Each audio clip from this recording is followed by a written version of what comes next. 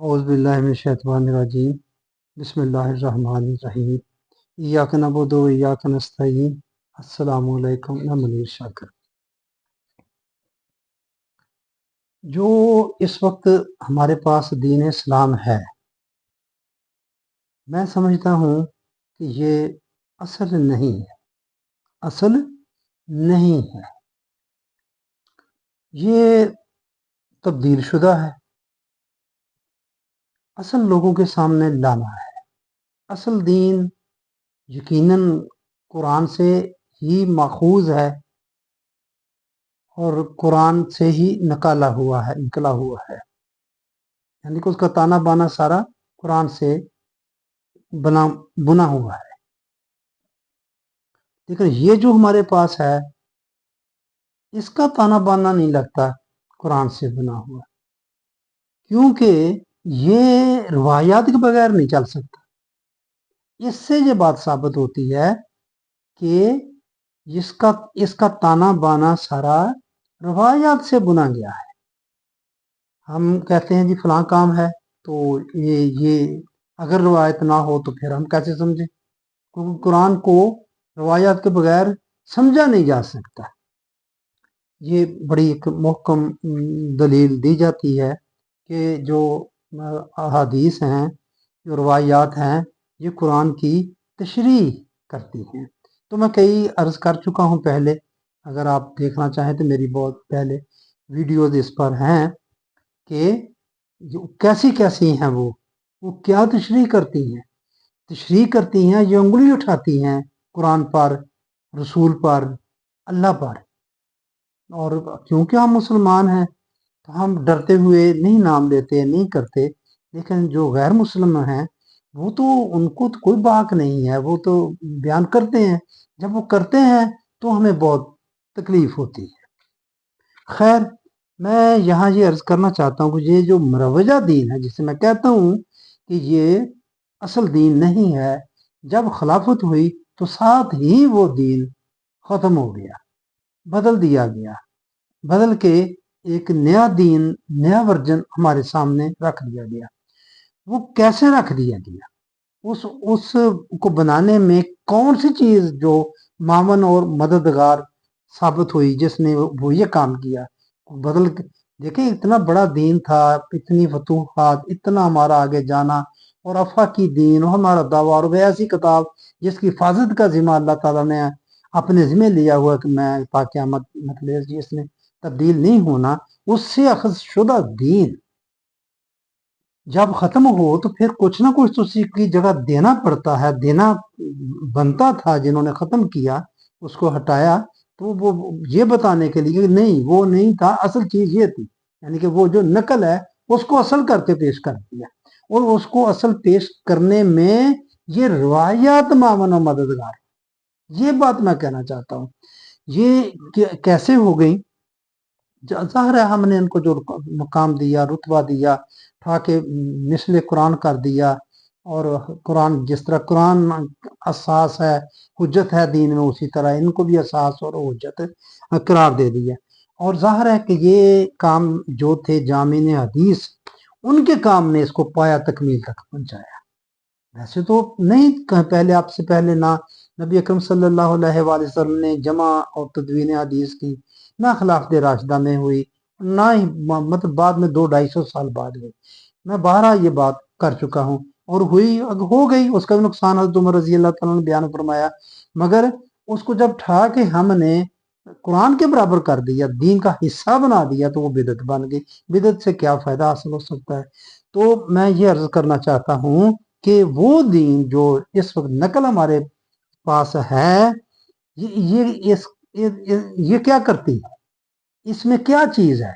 اس میں دو چیزوں کا میں عرض کرنا چاہتا ہوں کہ یہ جو دین ہے اس وقت ہمارے پاس، یہ نہ خطہ ارض کا تقاضا کرتا ہے کہ ہمیں کوئی خطہ ارض چاہیے، زمین کا ٹکڑا چاہیے جس پر ہم نے اس کو نافذ کرنا ہے۔ دوسرا، یہ اسلامی حکومت کا تقاضا بھی نہیں کرتا، خلافت کا بھی تقاضا نہیں کرتا۔ خلافت کہتے ہیں نا، بہت سارے ہیں کہ جو خلافت نافذ کرنا چاہتے ہیں، کہ سب کی خواہش ہے کہ دین نظام، اسلامی نظام ہو، नफाज शरीफ, जो जो किसी ने अपने अपने नाम रखे हुए हैं, वो उनका वो प्रचार करते हैं, वो उनके नारे हैं। जमातों के, मजहबी जमातों के, सियासी जमातों के, मजहबी और सियासी दोनों में कदम रखते हैं, जो उनके अपने अपने नारे हैं। तो मैं कहता हूं कि ये जो दीन है हमारे पास, ये तकाजा ही नहीं करता। ये बात मैं क्यों कहता हूं? देखिए, हर एक बंदे के कोई ना कोई दोस्त अहबाब, या वो पढ़ता है, देखता है, नेट पर सब कुछ होता है, बाहर है, बाहर दूसरे मुल्कों में है, दूसरे गैर मुस्लिम मुल्कों में है, तो वो वहां भी वही कुछ जो कुछ हम यहाँ करते हैं, पाकिस्तान मुसलमान मुल्क है, यहाँ करते हैं, वही कुछ वो वहां कर रहे हैं। कोई एक चीज भी ऐसी नहीं कि जो वो वहां नहीं कर सकते, या वो किसी गैर मुस्लिम मुल्क में नहीं कर सकते, सिर्फ इस्लामी मुल्क में कर सकते हैं। नहीं, ऐसा कुछ भी नहीं है। यानी कि कोई ऐसा मतलब खित्ते की बात है तो खित्ते की भी कोई बात नहीं है, इस खित्ते में कर सकते हैं, उस खित्ते में नहीं कर सकते। जो कुछ हमारा दीन इस्लाम, जो हमारा इस वक्त हमारे सामने जो हम बनाया हुआ है हमने, और वो चूंकि मैं कहता हूँ कि रिवायात के ताने बाने से बनाया गया है, लिहाजा वो हमें कोई ऐसा मसला ही नहीं है। आप हमारे दोस्त हैं, बहुत सारे दूसरे मुल्कों में, अमेरिका में हैं, बरतानिया में हैं, हॉलैंड में है, और बहुत सारे ये ईसाइयों के जो मुल्क हैं गैर मुस्लिम, उनमें हैं। तो आप मुझे बता दें, मैं तो यही इस तरह सोचता हूँ, यही कहता हूँ कि वहाँ कोई जरूरत नहीं कोई किसी की हुकूमत हो, यहूदियों की हुकूमत हो, बंदा यहूदी हो बेशक, ऊपर जो बैठा वजीर आजम, जो बादशाह, जो भी है हुक्मरान, और जहाँ वो ईसाई हो, कोई हो, पारसी हो, कोई हो, आपने जो कुछ करना है आप कर रहे हैं। आपका दीन, जो आपका इस वक्त दीन इस्लाम है, वो तकाजा ही नहीं करता इस्लामी हुकूमत का। तो इस तरह जो चीज तकाजा ही ना करे, कैसे उसको हम नाफज करेंगे? अगर कैसे उसका उसका क्या फायदा होगा? मैं थोड़ी सी आगे बात करूंगा फायदे के हवाले से भी अलग से। तो मैं यहाँ सिर्फ ये बात करना चाहता हूँ, इसमें मैंने खुद ही लिखा है कि ये काम जो ऐसे हुआ ना, जो इस तरह का दीन बना है, जिसमें ना आपको खित्ता ज़मीन की ज़रूरत है, और ना ही आपको खिलाफत की ज़रूरत है, ना ही आपको किसी इस्लामी हुकूमत की ज़रूरत है। ये जो इस दीन की वजह से मैं कह रहा हूँ, वैसे नहीं मैं कह रहा, जो असल दीन है उसके लिए ज़रूरत है। देखिए, कैद आजम और अल्लामा इकबाल का जो दीन था, उसमें खितार की जरूरत थी, उन्होंने दलाइल दिए, इन्हीं दलाइल की बुनियाद पर ही ये खिता अर्ज हमने लिया कि हमारा दीन एक है, वो ये तकाजा करता है कि इसलिए भी। और वैसे भी रियासत मदीना की जब बात करते हैं तो वहां भी एक हुकूमत कायम हुई, रियासत कायम हुई, जब आप वहां गए, खिता अर्ज बना, वहां से फैले ना, एक वहां लगी, यानी बूटा लगा, और वहां से वो फैलते फैलते कहां तक पहुंच गए, 2-3 बड़े आजमों तक। तो मैं ये अर्ज कर दूं कि इस्लाम के लेबल के नीचे मलूकियत को पाया तकमील तक पहुंचाने में जामिन हदीस का काम मुकम्मल तौर पर मावन और मददगार हुआ। यानी कि यही जमा और तदवीन हदीस का काम, जिसने इसकी इन्हें लेबल इस्लाम का ही रखा, उसको नहीं हटा सकते थे, उसके नीचे ही उन्होंने कहा नहीं, ये है असल इस्लाम। और क्या हुआ, मलूकियत का शुरू हो गया। इस काम ने दीन इस्लाम को मजहब में बदल कर ऐसा बना दिया जिसमें खिलाफत का तकाजा और नागजीरियत हमेशा हमेशा के लिए खत्म करके रख दिए गए। ये मैं अर्ज कर रहा हूँ कि इस ऐसा दीन बना दिया गया, दीन इस्लाम जो अब हमारे पास है, इसमें खिलाफत का तकाजा और नागजीरियत, नागजीरियत भी इसके बगैर चारा ही नहीं, वो इस बात को हमेशा हमेशा के लिए खत्म कर दिया, जरूरत ही कोई नहीं। दीन इस्लाम जब मजहब बन गया तो मजहब में तो किसी भी तरह की हुकूमत का सवाल ही नहीं रहता, यानी किसी भी तरह की हुकूमत मजहब की राह में रुकावट नहीं बनती, और ना ही किसी मजहब से किसी हुकूमत को खतरा होता है। पाकिस्तान के मुखालिफ कांग्रेसी उलमा इकराम का यही तो दीन था जिसकी बिना पर वो पाकिस्तान की मुखालफत कर रहे थे, और हिंदू को भी इस दीन पर कोई ज्यादा प्रकाश ना थी, तो उसको अंदेशा, को डर नहीं था। इस ऐसे दीन से पढ़ते रहे नमाजें, आप तहज्जुद पढ़ते रहे, नवाफल पढ़ते रहे, मस्जिद में बैठकर तस्बीहात करते रहे, जो आपका दिल चाहता है कदर रोजे रखते रहे, तो उनको क्या होता है इससे भाई? ज़कात देते रहे, तो रोकते हैं वो आपको ज़कात? आप हज करने जाते हैं, रोकते हैं आपको? हिंदुस्तान वाले हमसे बेहतर जो हाजी जाते हैं उनको सब्सिडी देते हैं, ज्यादा सहूलत के साथ जाते हैं, आप देख लें, पता कर लें। موجودہ مروجہ دین اسلام اس بات کا ثبوت ہے کیا کہ اس دین سے ان کو کوئی زیادہ خطرہ نہیں ہے، کوئی مسئلہ نہیں ہے۔ کہتے ہیں کہ دنیا میں اس وقت نظام کے لحاظ سے دین اسلام نافذ نہیں ہے۔ چلے نافذ نہیں ہے، اب بتائیں تو صحیح وہ ہے چیز کیا؟ جو مذہبی لوگ ہیں، یہ جو بات کرتے ہیں جماعت اسلامی والے یا تنظیم اسلامی والے یا اور جو طاہر القادری صاحب یا دوسرے تیسرے جتنے خاص کر مذہبی لوگ جو ہیں، یہ بتائیں تو صحیح نافذ نہیں ہے دین اسلام، نافذ کیا ہے وہ؟ اتنا تو پتا پیپر پر تو ہو نا سامنے، ہاں اگر اس کو لایا جائے گا تو وہ ہم یہ کر دیں گے، وہ بھائی اگر سامنے ہوگا نا تو لوگ یقیناً اس کی طرف جائیں گے۔ ایک بندے نے بڑی اچھی مثال دی، آپ گلی میں کسی چوک میں کھول دیں چاولوں کی، آؤ جی لینے کھانے، کوئی آپ کو زیادہ تگو کرنا پڑتی ہے؟ بلانے پڑتے ہیں لوگ بھاگے ہوئے آتے ہیں۔ میرے بھائیو جہاں مفاد ہوتا ہے لوگ بھاگے ہوئے آتے ہیں اس کی طرف، اگر اس میں مفاد دکھا دیں گے آپ تو لوگ خود بھی خود آ جائیں گے۔ مروجہ دین کے دعوے دار اور خلافت جو چاہتے ہیں اسلامی حکومت، شرعی نظام نفاذ شریعت، مصطفی انقلاب کا یعنی کہ خلافت، اس کے نام آگے جس نے جو بھی رکھے علمبردار، بتائیں کہ وہ لوگوں کو کیوں دھوکہ دے رہے ہیں جبکہ ان کا دین کسی خلافت یعنی کسی حکومت، اسلامی حکومت کا تقاضا ہی نہیں کرتا۔ اگر وہ دین تقاضا نہیں کرتا، تم کیوں کہتے ہو کہ ہم یہ نظام مصطفیٰ لے آئیں گے، ہم یا نفاذ شریعت لے آئیں گے یا مصطفی انقلاب آ جائے گا؟ وہ دین تقاضا ہی نہیں کرتا اس چیز کا، جو جس کا پرچار کر رہے ہیں آپ، جس کی تبلیغ کر رہے ہیں۔ تقاضا کا مطلب ہے کہ ان کے دین کا کوئی ایک رکن حکومت کے بغیر ادا نہ ہو سکتا ہو۔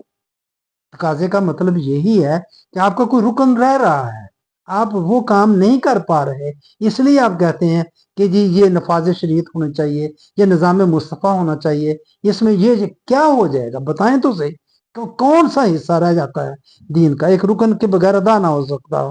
اور آپ کو اپنے دین کا وہ رکن ادا کرنے کے لیے حکومت چاہیے ہو۔ بات سمجھ آ رہی ہے؟ کوئی میرا خیال ہے کوئی اتنی پیچیدہ اور مشکل بات میں نہیں عرض کر رہا کہ کس لیے آپ کو حکومت چاہیے، جماعت اسلامی کو حکومت کیوں چاہیے، کیا کریں گے یہ؟ طاہر القادری مصطفی انقلاب لائے گا، کیا کرے گا؟ یہ میں پوچھنا چاہتا، تبلیغی جماعت والے لگے ہیں تربیت کرنے پہ لوگوں، کیا ہو جائے گی؟ کیا ہو رہا ہے اس سے؟ کیا ہو رہا ہے جو کچھ کر رہے ہیں؟ کیا یہ جماعتیں لوگوں کو زبردستی نماز پڑھائیں گے؟ یہ کام کرنا یہ رہتا ہے مسئلہ کہ زبردستی لوگ نماز پڑھیں، اور وہ بھی اپنے فرقے کے طریقے کے مطابق؟ ظاہر ہے جس طرح جو نماز پڑھتے ہیں ہم کہیں گے کہ پڑھو بھی، اور پڑھو بھی اس طریقے کے تحت، یہ کام کرنا پھر اس کو دین کہیں گے آپ؟ تاکہ اللہ راضی ہو جائے، برکت آ جائے اور اللہ تمام مسائل حل کر دے، کیونکہ ان کے مذہب کی حد جہاں تک ہی ہے۔ ہمارا دراصل عقیدہ جبریہ ہے، میں بہت بات کر چکا ہوں کہ ہم یہ بات مانتے نہیں ہیں، یہ ہم سب کچھ اس لیے کرتے ہیں کہ اللہ راضی ہو جائے، اللہ راضی ہو جائے، اللہ راضی ہو کر یہ سارے کام کر دے، کرنے اللہ نہیں۔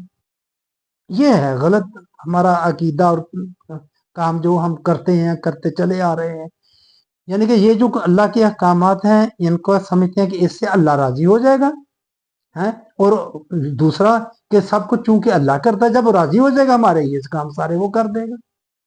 تو وہ جو کام کر رہے ہیں اصل ان کا کوئی نتیجہ نہیں، یہاں کوئی نتیجہ نہیں۔ تو میں بس یہی بات آپ کے سامنے رکھنا چاہتا تھا میرے بھائیوں کہ یہ جو ہمارے پاس مروجہ دین ہے، میں عرض کرتا ہوں کہ یہ کسی خطۂ ارض کا اور نہ ہی حکومت، اسلامی حکومت کا تقاضا کرتا ہے، نہیں کرتا، یعنی کہ نہ خطہ زمین چاہتا ہے کہ ہو، اور نہ یہ کہتا ہے کہ اسلامی حکومت ہو، حکومت کوئی بھی ہو۔ یہ آپ سب پرفارم کر رہے ہیں اور ہوتا آ رہا ہے، پاکستان میں بھی، باہر کی دنیا میں بھی، کوئی ایک اس کا رکن ایسا نہیں ہے جو یہ اس کے جو چاہتا ہو یا یادار نہ ہو سکتا ہو، یعنی کہ اس کے لیے اسلامی حکومت چاہیے ہو اور الگ سے ہمیں خطہ چاہیے۔ تو پھر یہ کتنا بڑا نقصان ہے، ایک طرح سے یہ نظریہ پاکستان کی نفی کر رہا ہے۔ یہ جو دین ہے اس وقت، یہ جو علماء کرام کا دین ہے، کتنی بڑی بات ہے کہ ان کو کلیئر کرنا چاہیے ان علماء کرام کو، یہ بتا دیں دو ٹوک صرف اتنا ہی کہ یہ وہ کام ہے جس کے لیے ہمیں الگ خطہ زمین چاہیے، یہ وہ کام ہے جس کے کرنے کے لیے ہمیں اسلامی حکومت چاہیے، بس۔ اور جو باقی ملکوں میں نہیں ہے، اگر انصاف کی بات ہے تو وہ تو باقی دنیا میں بہت بہتر انصاف ہے۔ ہم تو بہت پیچھے چل گئے ہیں. پاکستان کی خالصتاً اگر بات کروں، مغرب میں انصاف ہے اور انسانیت پائی جاتی ہے، ہم سے زیادہ پائی جاتی ہے. تو بس اس نشست میں یہی صرف عرض کرنا چاہتا تھا. اور یہ کام جو کیا ہے، جو اس طرح کا بنایا ہے دین، یہ روایات نے بنایا ہے، قرآن کا یہ دین نہیں ہے. یہ بس بات میں نے عرض کرنا تھی آپ سے، کر دی. مہربانی، آپ نے میری بات سنی. شکریہ. السلام علیکم ورحمۃ اللہ.